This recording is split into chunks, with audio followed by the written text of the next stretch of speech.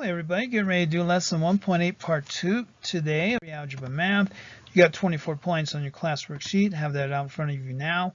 And you got 7 points going to your notebook. Have your notebook guide or your notebook out. Name, date, period here on your phone, your tablet, or your paper. The coordinate plane part. So let's go into page 1 here, part 2, plotting points in the coordinate plane. Plot the point in the coordinate plane. Describe the location of the point. So our point here is for A is x when x equals 4, y equals 1. So where would that be? Begin at the origin. Here's the origin. Move 4 units to the right, 1, 2, 3, 4, and then 1 unit up right here. So that would be where your quadrant, where your point is right there at 4, 1. So that one's plotted. Let's try another one. That's plotting points in the coordinate plane. So let's try B, which is point B, which is 0, negative 3. When x equals 0, y equals negative 3. So how do we plot that? Begin at the origin. Here's your origin. Move 3 units down because x equals 0. X equals 0 is your y-axis, students. So when x equals 0, y equals negative 3, which should be right there. So there would be your plot for B, right? Let's try another. This is too much fun here. Plotting points, the coordinate plane. Let's plot another one. So point C is negative 2, negative 5. So negative 2, begin at the origin. Here's the origin. And move 2 units to the left. 1, 2. And then 5 units down. 1, 2, 3, 4, 5 down here. Point C is in quadrant 3. Okay, yeah, we got that. So there is your plot there. Well, it's right about there. It should be right here. So negative 2, negative 5 would be right there. And it's in quadrant 3, quadrant 1, quadrant 2, quadrant 3, quadrant 4. So it'll be right here, actually. Negative 2, negative 5, negative 2, negative 5 would be right there. Okay, so let's plot the point in a coordinate plane. Describe the location of the point. So we have S. Point S is negative 2, 0. And then this is yours down here, students. So let's do our guided right.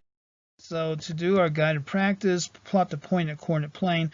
Describe the location of the point. So S is negative 2, 0. So begin at the origin and move 2 units to the left. So at the origin, 2 units to the left. And then point S is on the x-axis. So it's right on the s-axis. Here's your description, students. I want you to write on your homework. There's 2 sentences here. Begin at the origin, move 2 units to the left. And then point S is on the x-axis. That would be your description. So on you'd be right here. On your grid here, it'd be 2 units to the left, and on the x-axis, it'd be right there. Let's go into a notebook. Scatter plots. A scatter plot uses a coordinate plane to display paired data. Each data pair is plotted as a point. A scatter plot may suggest whether a relationship exists between 2 sets of data. So we just want to know. We put it in a visual like that, we can tell if there's a relationship. So scatter plot now, students, I want you to define it in your own words. 5 points here in your notebook. So have your notebook or your notebook guide out and do that right now. And we're moving on.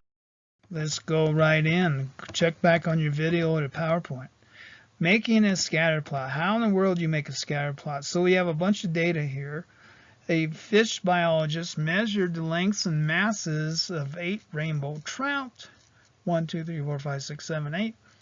So here's our length of our trout in millimeters, and then grams here for weight. Describe any relationship you see. So write the data as ordered pairs. Let the x-coordinate represent the length. So here is our x up here. These are all our x's, which is in our horizontal, and then the mass would be the y-coordinate. So the y-coordinate would be your mass here, And so here would be your ordered pairs: 405, 715, 360, 557, 413, 754, etc. So we're going to plot this, see if there's some kind of like relationship here going to be going on between length and mass. So when we plot this table, what we have here is we come up with this here. Here is our table here. Our mass is on our y-axis, and our x-axis has our lengths here. So we start here at the length here is, we got a 247 is what we got here. So as the fish get longer, they get heavier. I mean, that's kind of intuitive, right? Basically, that's a quick conclusion you can draw. As the length gets longer, the weight goes up. So knowing that, again, our trout, here's our x and our y. And then here is our plot from this table here. So here's our 247 there, 184. So our 184 would be just below 200, etc. So we plot, and there's like a general, very linear kind of like relationship here between length and mass. Then 280, when length equals 280, which would be right about here, 280, our mass is 248. So again, there's a very linear relationship there. And then here would be 351, when x equals 351, y equals 506. So again, it continues up, and etc. like that. So notice that the points rise from left to right. You can conclude that as lengths of the rainbow trout increase, their masses tend to increase as well.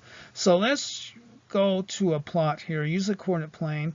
We're going to plot these points up here. Connect the points in order. Connect the last point to the first. So, and then down here, use the coordinate plane. Identify the figure. Explain your reasoning. So we're going to plot these, and then we're going to see what we come up with. And this is our guided up here. Then I'm going to let you explain down here, students, using full sentences. So up here, here is our plot like this. We have a what looks like a rectangle, right? So animated PowerPoint math video at AOL.com for questions or course materials. Thank you very much.